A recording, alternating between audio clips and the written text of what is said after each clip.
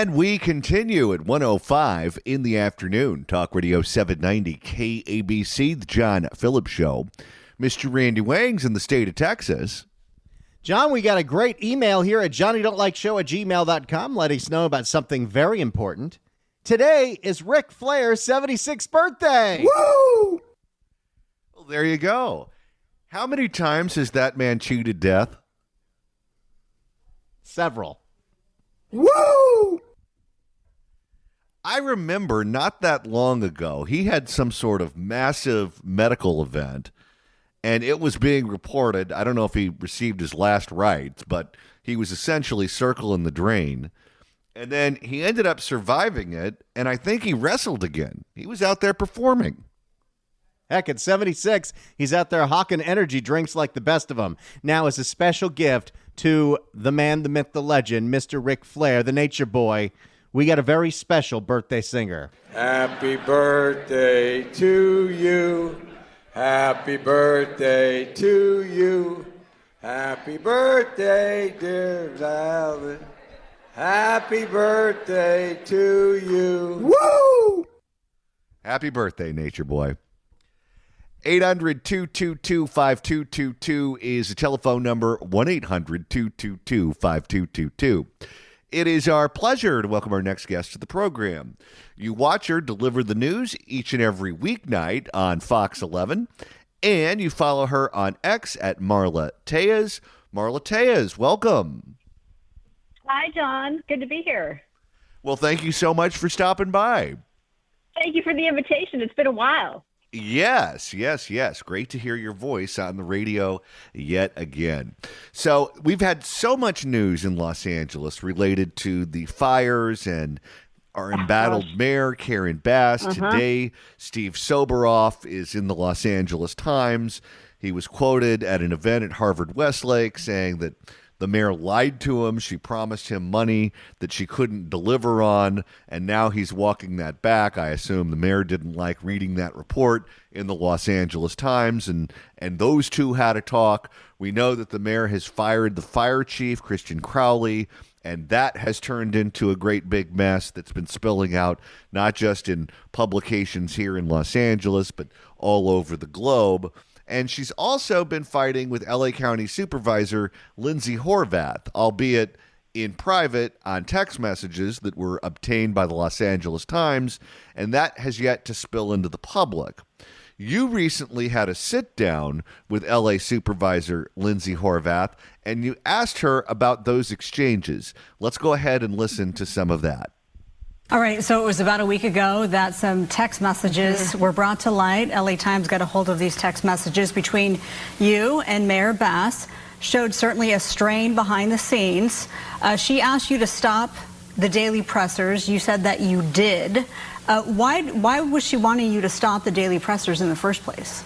Well, I'm not sure what her reasoning was. I know that was her request, and I think everybody's trying to turn this whole text exchange into like the next Bravo show. This is really not a subject for the next reality drama. I think what happened is unfortunate. There are frustrations that happen in a large-scale emergency from time to time, but I think going forward, what matters is that we get on the same page, that we work together, and that we focus on helping our residents. That's what they want to see us doing. I don't know. I read those texts. I feel like Lindsay Horvath wanted to throw a drink in Karen Bass's face. Well, yeah, look, I mean, they were pretty sour, let's just say that, when those text messages came to light. The LA Times gets credit for that. They did so last week. This was about a month ago, January 21st, that those text messages went between Horvath and Mayor Bass. This was 2 weeks essentially after the January 7th fires ignited. And, it paints the picture of what really does go on behind the scenes with the infighting and the frustrations and the relationship between the city and the county.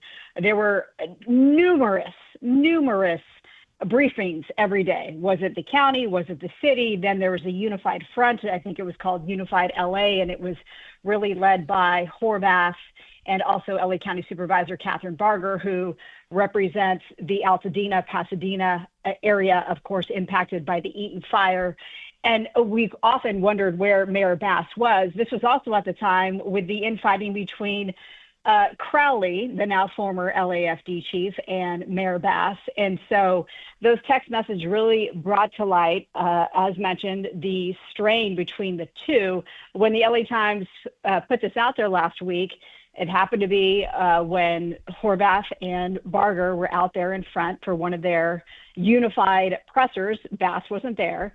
A reporter asked her about this, and she said outright, basically just threw some water on it and said, yeah, it happens, just as she did with us last night on the Fox 11 News at 6. This happens in times of emergency. We get frustrated with one another, but look, we've talked about it. We're on the same page now. And we reached out to Karen Bass as well on our behalf. We never got a response from her, but she did release that statement to the LA Times saying pretty much exactly what Horvath said. And that is, we're on the same page. We're now locked arms, because that was part of the text message exchange, was that Horvath said to her, doesn't feel, and I don't have the text up in front of me right now, but something to the effect of, doesn't feel very locked arms to me. And if you've been following along, that has been sort of the catchphrase for LA Mayor Karen Bass, that all of us are united and we're locked arms. I mean, she's really been saying that, using that catchphrase since she became mayor. And so now she has taken that phrase and implemented it into her leadership as it relates to the wildfires here. So, of course, they're going to say that everything's fine. You have to question, though, is it really fine? I mean, you can, make that decision for yourself. And you bring up a great point. I mean, there's the infighting with Soboroff, with Crowley, Lindsay Horvath, and I was listening to you. I've been listening to you since the show started. And I will say, I'm not going to bet against you, John, when you said, Phillips is not going to be wrong on this one about Soboroff speaking up and telling his truth. It wouldn't be a big shocker to me if he's no longer the wildfire recovery czar in the coming days.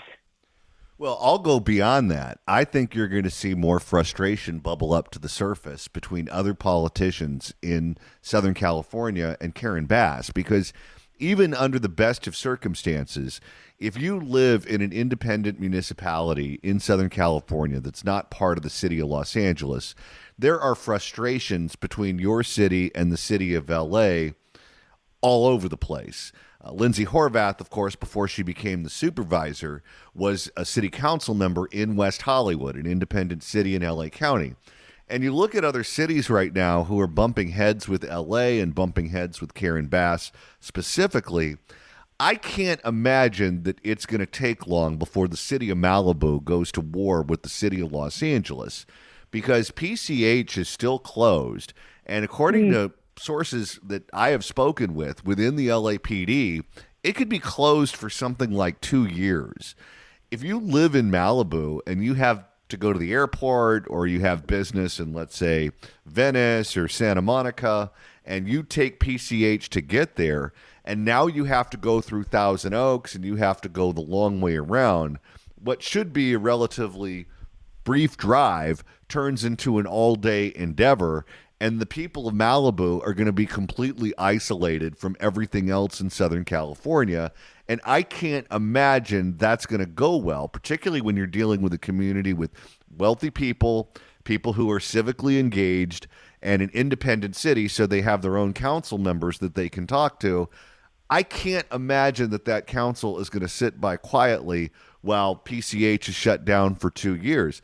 I think that's going to be where Karen Bass's next problem comes from.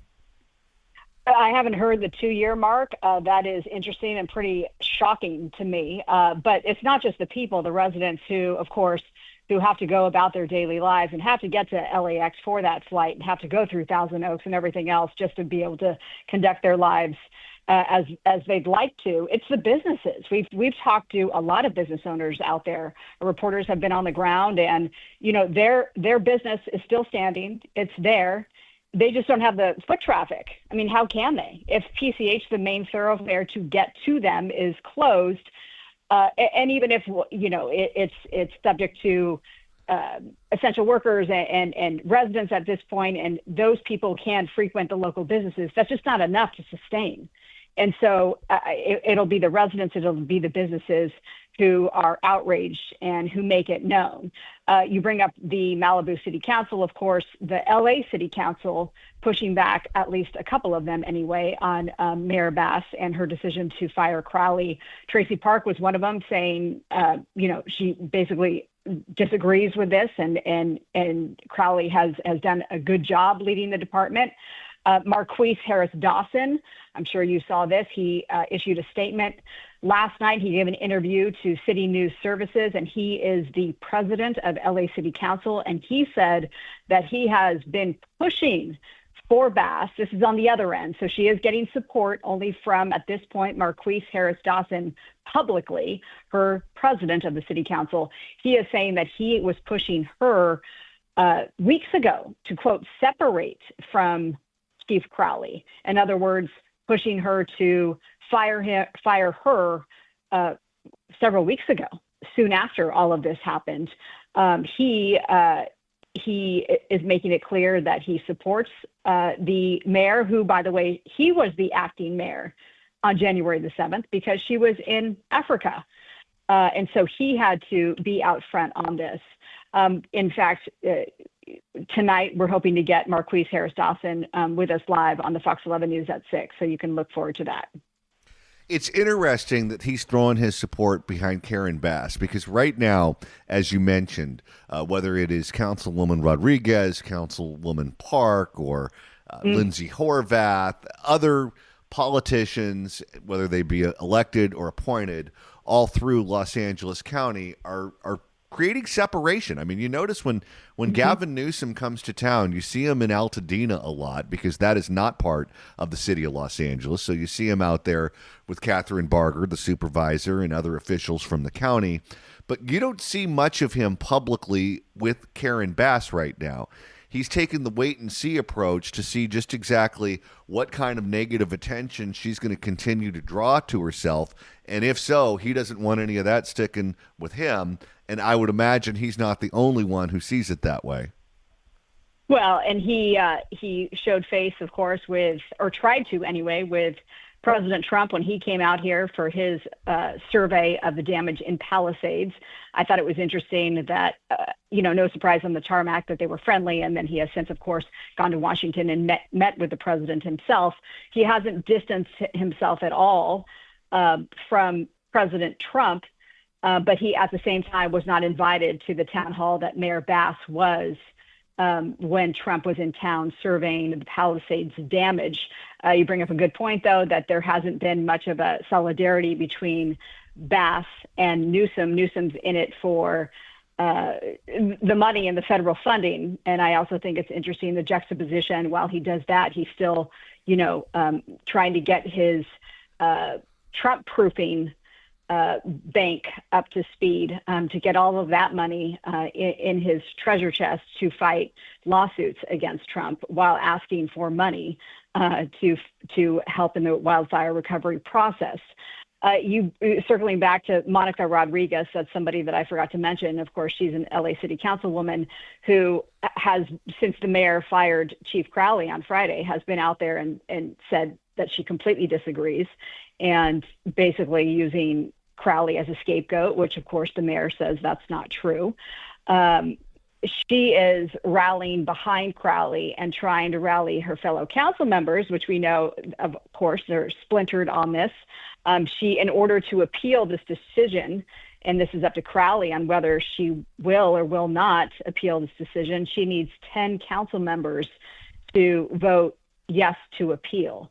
So that process is in the works theoretically. Again, this is up to Crowley to say, hey, I want to appeal this or not. So we're waiting to find out, where she's going to fall on that. We're speaking with Marla Tellez, anchor at Fox 11. You can follow her on X at Marla Tellez. Marla, you were recently at the event that was held by Riverside County Sheriff Chad Bianco, who announced that he would be running for governor of California.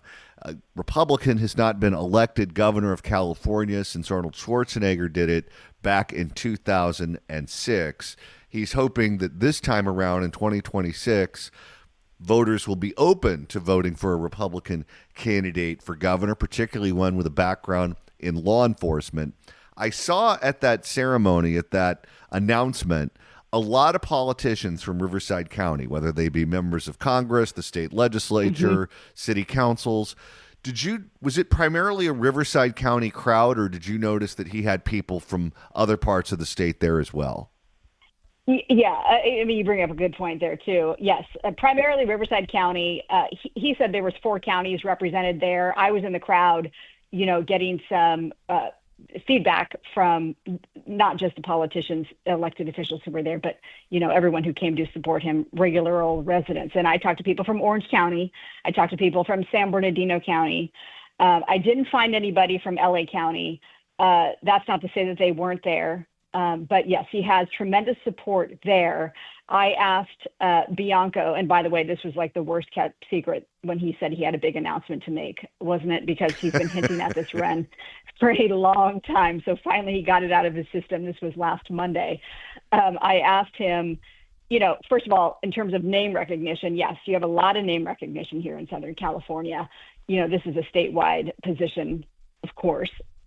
How are you going to get that name recognition? And Bianco's very confident. He's a very confident sheriff, and he said that he already has a name recognition. And how does he have that? Because he spent the last several months leading up to the November election, he says, traveling up and down the state, getting support for Prop 36. Of course, that's the prop that won handily in November.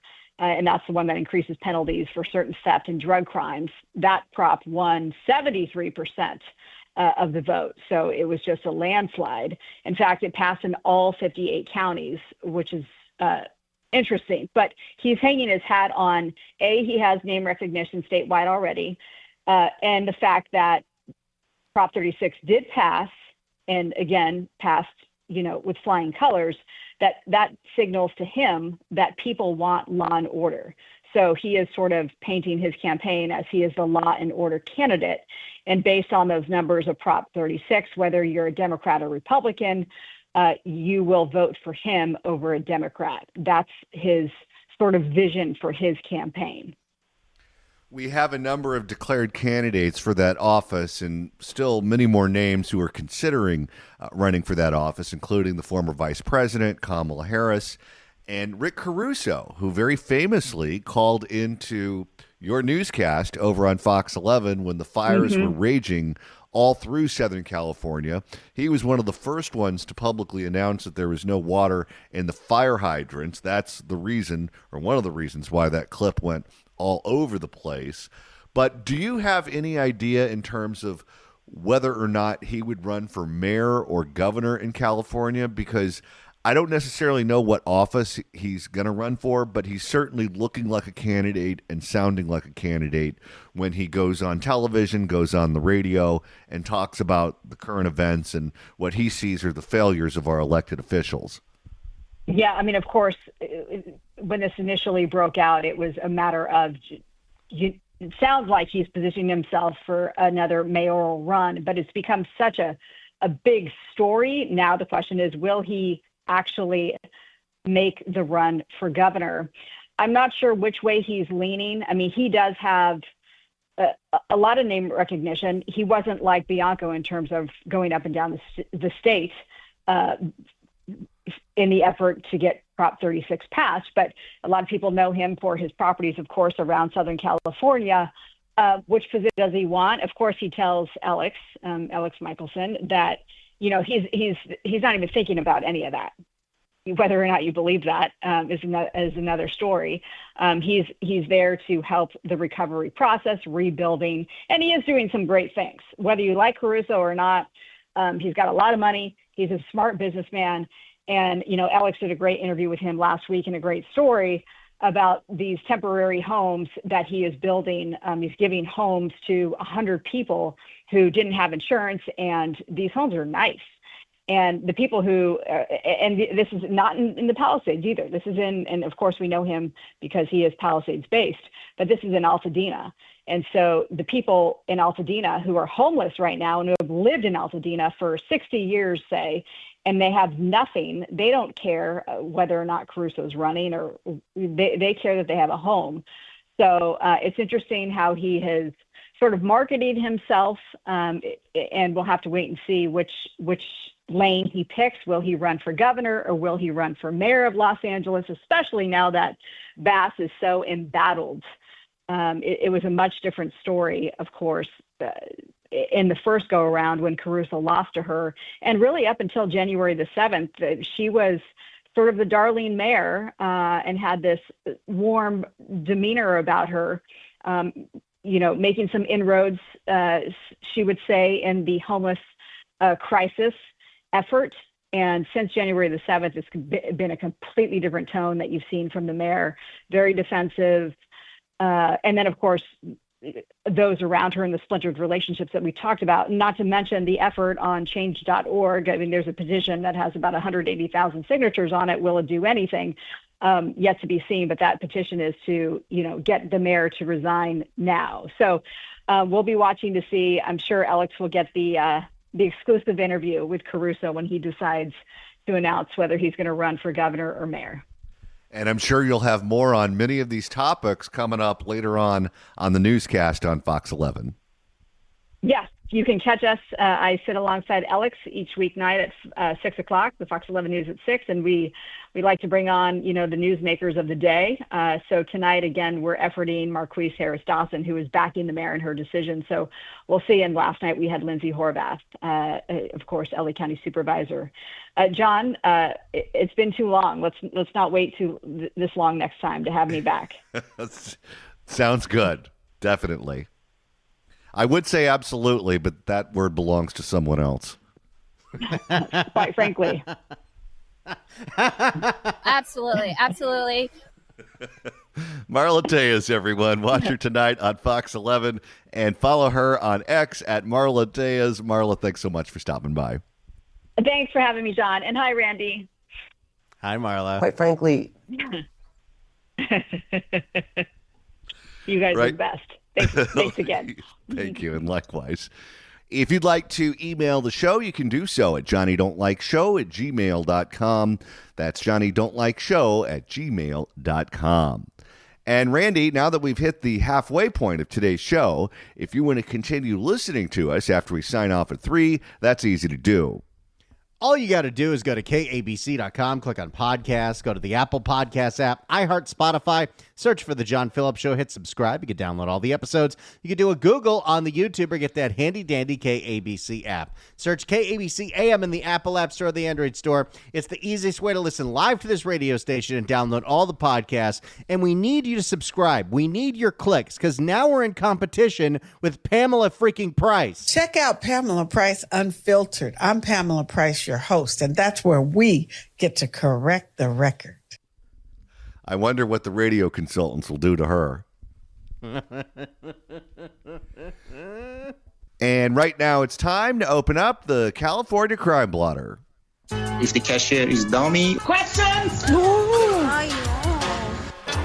And today's edition involves the World Wide Web.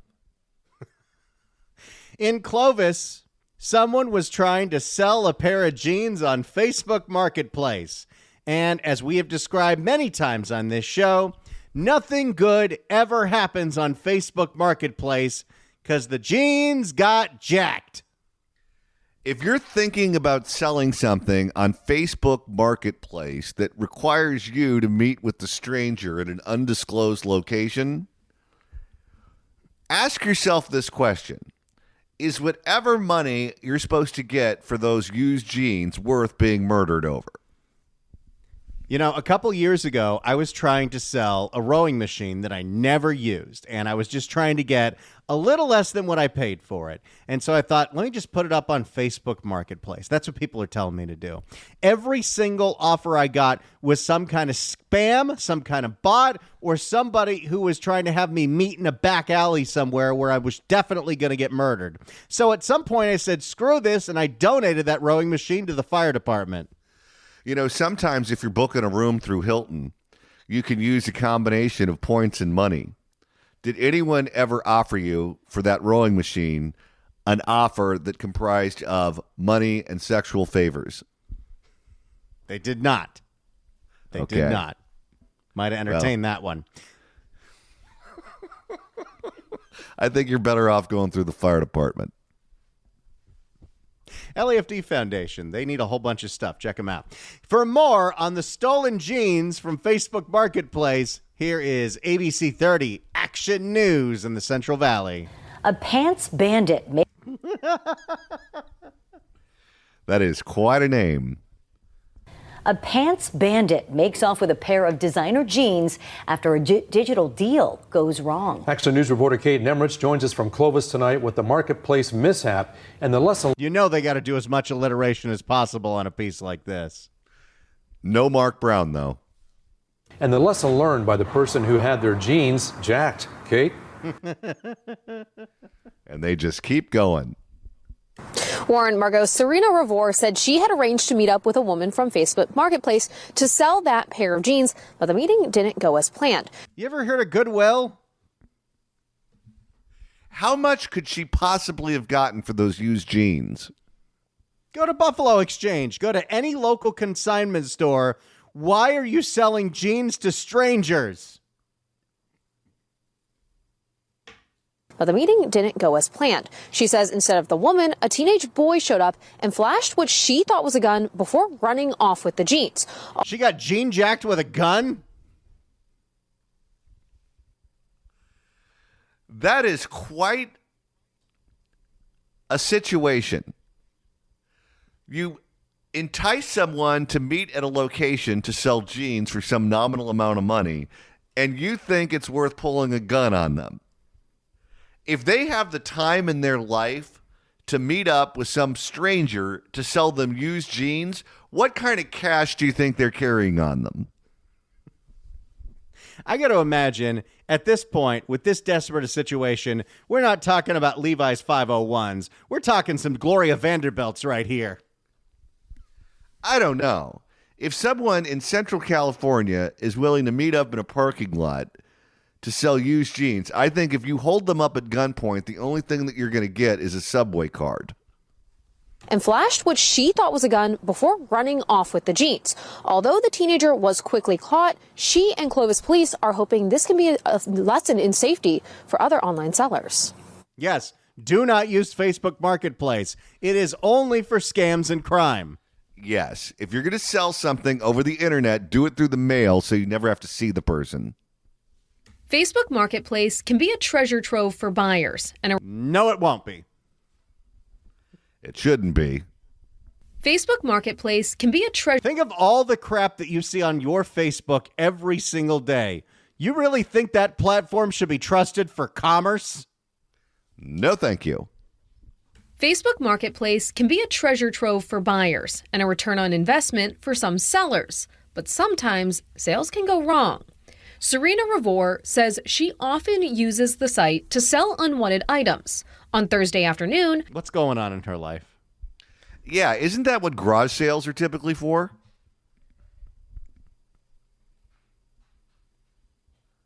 It's like some kind of sketch. Online garage sale. On Thursday afternoon, she was looking to sell a pair of designer jeans she says didn't fit. The jeans retail for... Oh, I wonder why they didn't fit. Well, hey, maybe it's going the other way. Maybe she's on that Ozempic. Could be. The jeans retail for nearly $1,500. She was asking for $850. Okay, already all of this sounds very suspicious. Who in Clovis has $1,500 jeans? Who would pay $1,500 for a pair of jeans in Manhattan? You know, the person on the other end of this probably assumed that this was code for some kind of sexual favor. And then when they saw it was really just for jeans, that's when they pulled out the Glock. You get to a certain point where if you pay that much for a pair of jeans, it's just you're doing that for the novelty. It's like you go to some of these really fancy celebrity chef restaurants and they charge you $70 for a plate of spaghetti. And you look at the prices on the menu and you say to yourself, who in the world would pay $70 for a plate of spaghetti? I wouldn't pay $70 for a plate of spaghetti if it was made by Chef Boyardee himself. Messages were exchanged with who she thought was a woman, ready to seal the deal. She got catfished over jeans. I'm not going to go so far as to say that she deserved it, but come on, have a little common sense. Messages were exchanged with who she thought was a woman, ready to seal the deal in the parking lot of a Clovis business on Gettysburg and Peach. But minutes before the meetup, Revor says she started to get a bad feeling. I originally thought I was talking to a girl online, and she told me that she lives in the apartments across the street, and then she said that she sent her friend out, and that's kind of where I was like, okay, like this is a little sketchy. You don't say. Boy, well, at least she and Ricardo Lara see the world the same way. Revor isn't new to online sales, and she thought she was being pretty precautious, bringing a friend and meeting in a public space. But the exchange with the teen who subbed in went south. He was holding them originally, just kind of like looking at him. He was acting like he... If the teen is a go-between, why does he need to examine the merchandise? Yeah, he's just there to pick them up and exchange the money. He was holding them originally, just kind of like looking at him. By the way, this all sounds like a drug deal gone bad now, and it's over denim. Yeah, what was in the pockets of those jeans? That's what I'd like to know. He was holding them originally, just kind of like looking at him. He was acting like he was trying to send me money and was like, oh, it's not working. And then he reached into his bag and kind of like flashed a gun. And that's where we kind of like went our separate ways. Well, that's a way of describing it. As the teen ran off, Revor says she got in her car and called 911, then met Clovis police nearby. A Clovis police K-9 and the Fresno Department's helicopter were deployed. Wait, did they deploy the K-9 because the K-9 is specially trained to smell out denim? Well, if so, that police academy is way ahead of the curve. A Clovis police K-9 and the Fresno Department's helicopter were deployed, but it didn't take long. Wait, they deployed a helicopter for a gene thief? That seems like a waste of resources. But it You're didn't in take Oakland long and to you have a stolen Kia go through the front wall of your business, and they tell you to fill out a report online. And in Clovis, if you steal some jeans, they have the police dogs and the helicopters in use. But it didn't take long to find the suspect. One of our officers was in the area pretty quick and located him, and he actually ran from one of our officers and hopped the fence, which is kind of what pointed us into that direction. Police say the weapon turned out to be a pellet gun, but the minor was still arrested on armed robbery charges. Damn right. And by the way, we pointed out this every time. When it's not the city of Los Angeles, how does the story end, Johnny? There is an arrest that's made. To help keep sellers and buyers safe, Clovis police offer a designated exchange spot outside their headquarters for safe sales. That's actually a very good idea. If you were trying to sell something on Craigslist or Facebook Marketplace or even eBay, and you got to meet the person in person, tell them, oh, let's do the exchange at the sheriff's office. Okay, but if they give you a substantial amount of money, can't they just follow you home?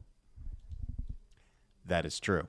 To help keep sellers and buyers safe, Clovis police maybe keep the damn jeans. They might fit again someday.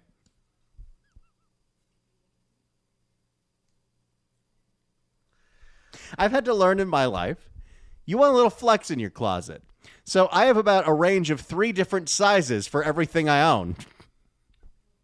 If you gain a bunch of weight, you don't throw out all the stuff that doesn't fit? No, I keep it just in case I go back. And if I lose a bunch of weight, I don't throw away the fat clothes because I'm going to need them again. So do you just split them up into different sections in the closet? Yes. It looks like I'm a department store.